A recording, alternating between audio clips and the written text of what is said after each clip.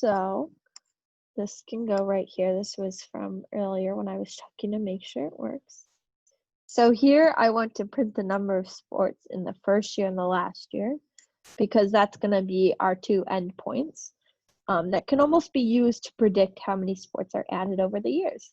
So we're going to take number 1, which is the length or the amount in this case of sports in the first year, and then the number of the last year, which was year 9. So when we write this, I did print the number of sport categories in 1976 was, followed by what number it was.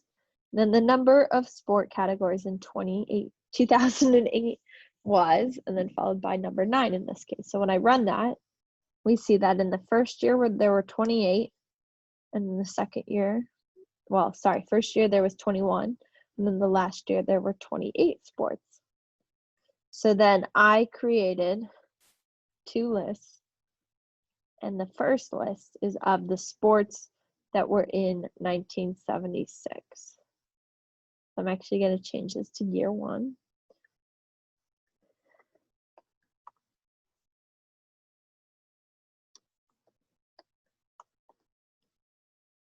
All right. And so those are the sports in the first and the last year, now in list form. So if I were to print sports first, it's going to look a little different than our first iteration of the list up here. So if I print right here, print year 1 for comparison, year 1 looks like this, whereas now sports first is going to look like this, just a list of the names within that first year. So I did that for the first year and the second year, so I just have the names that exist there. And now I'm creating a new list. Now this list I use set in here. Set's just a type of list that can be made in NumPy, and it's helpful for subtracting items from it. So in this case, I'm taking the numbers in the last year, which sports they had in 2008, and I want to subtract the sports that were in the 1976, because I want to see which new sports were added on over that period of time. And then I create that back into a list and I name it new. Now I have year with sports here too, which is where I create a data frame from the year 1976 and 2008, and then the sport numbers, which was 21 and 28. So I'll print that too, so you can see what that looks like. And let's run that. So this is our data frame, so to speak, where our column names are year, number of sports, and in this I've only included the first and second year, so 1976 and 2008, and we can see that comparison now too. So this is where we're going to get into starting the visualization process. Normally I wouldn't have created this data frame because we already know that information, but I need it to be able to plot what I want to. So also, just for a quick moment, let me print new so you can see what this new list looks like. And this new list is the addition of the other two. And it wants to print empty because I did not run all this code. And anyways, so now I'm going to print year of sports, which I just did. And I'm going to get 1976 and 2008. And now we're going to move into Matplotlib. So when you want to plot something in Matplotlib, you just use the plot function. And as you remember, the package nickname for Matplotlib is PLT. So now I'm going to put plt.plot. And this is the data frame that we're using, the information, year with sports. So the first column is called year, and that's what I want to be my x-axis. So down here, which is eventually what we'll print, has the years on it. And our y-axis is the number of sports. So that's shown here. Our first is year, which is our x-axis. And our y-axis is going to be number of sports. Then we note where our data came from. So our data here is year with sports. Our marker is O, so 0, like the dot here. Our marker face color is blue. We can change the size of it, and then we can also change the color. So the marker face color are these 2 little dots at the end. So I can make that red and change the color. So that will change it. The marker size will change it. I'm going to make it 10 in this case. And then you can also change the line width, which is the width of this part. So I'm going to run it and see how it's now red and bigger. You can see over the course, this is what our projection should look like if we were to add those 7 sports over an equal period of time. However, that's not how life works. Sports don't get added equally because in this case, you'd add about half a sport a year.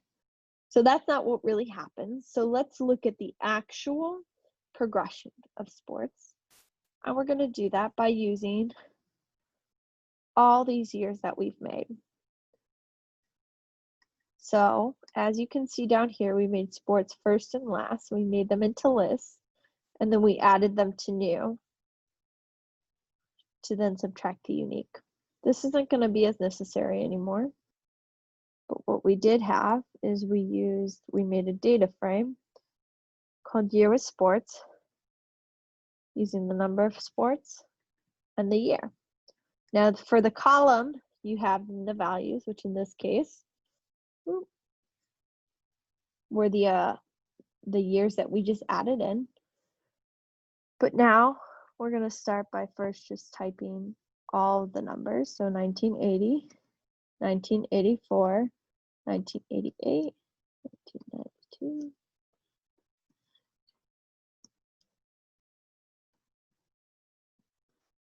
2004, 2008.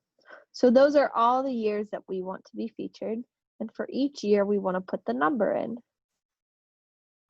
So instead of just typing 21 and 28, instead we're going to put num1, num2, num3,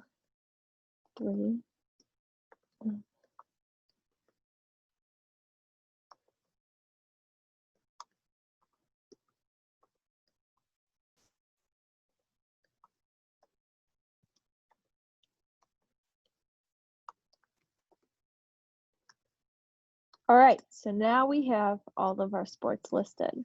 So just to give you an idea, we're going to print it next. So I got to run this and no syntax errors, which is always a good sign. And now you see that we have the number of sports for each year. So we actually didn't have any sports added until 1988 when they added 2 sports, and then 1992 where they added 2 more, and then 1 in 1996 to since then, and then we stopped about 2000. So now we're going to print this and do our function again. And this is what the actual growth of the period was, which is kind of crazy. So it wasn't that linear line. They actually kept jumping up and then it went flat again. So that's just an interesting point. And now we're going to move on to try to show it during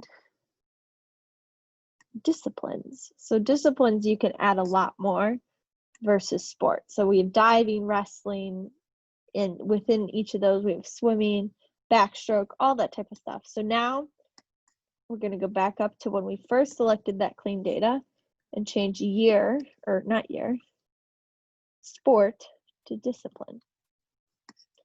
We're going to rerun all of our code. Ooh, it's not in the index. I think I have to rerun this. There we go. Huh.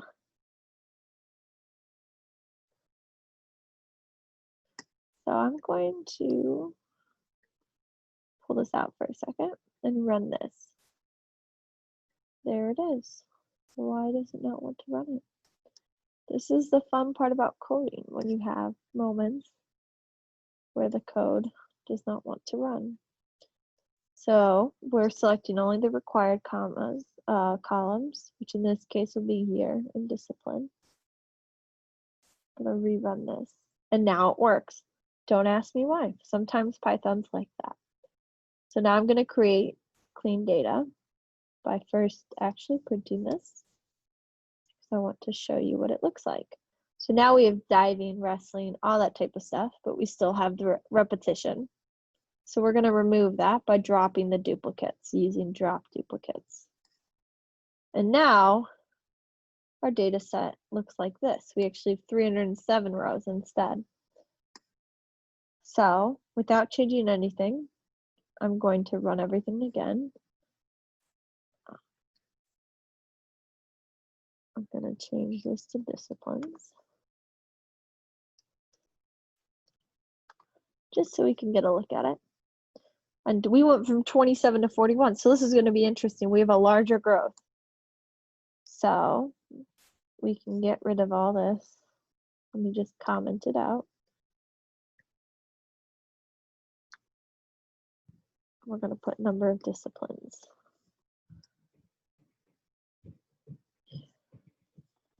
We're going to name it year with discipline. In this case, disc, because I don't want to write that all out. And then we're going to print it and see what our data set looks like. This is the old one, by the way, but this is what it looks like of when the growth occurred. So that's really interesting. Now we're going to run our matplotlib. So number of, hold on, let me fix this because it's still using our old data set.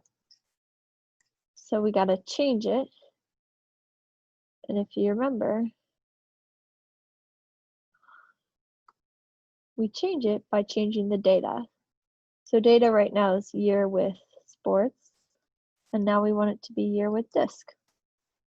So now when we run it, this is what the growth of disciplines looks like. Now, how does that compare with what the projected growth would be? Projected growth means what should have happened if we were going to make it a smooth, equal line and an equal addition of each year of the amount of disciplines. So if we want to print that too, we're going to add another line of code right, get to the end here, where instead of it being number of disciplines in year and the data being the true data, we want to go back up to our new list and our sports first and sports last. So we're going to take this and make a data set called projected, which is equal to a pd.data frame, where the year is equal to 1976 and 2008.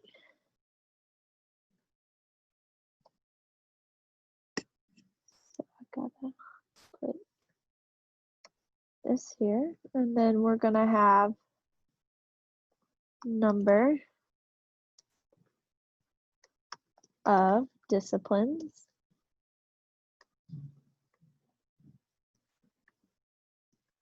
be equal to num1 and, oh, I forgot my my parentheses, number 1 and number 9. This is going to give us projected amount. So let's run it, make sure it works. Key errors, we have sport. Where do we have sport? Oh, these two things. Get rid of that. We don't need that. And I spelled it wrong. Don't do that. So now it works. And if we print, we're going to change this to projected. We get the 2741. So we're going to do year, number of disciplines, because those are the same names of the columns. But we're going to do projected as our data.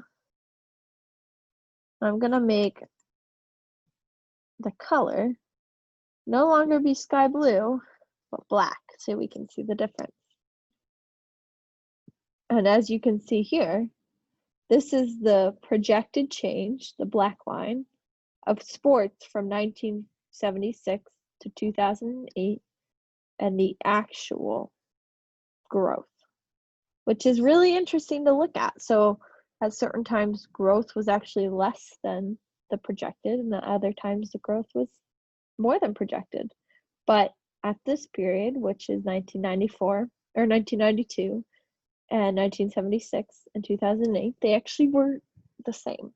So this is your first ever visualization. I'm so glad that we were able to make it together. Thank you again for everyone who watched this. This is kind of the end of our presentation for today. Hopefully tomorrow we'll have more people let me know that they'd rather do the live session. And then from there, I'll be able to host it live.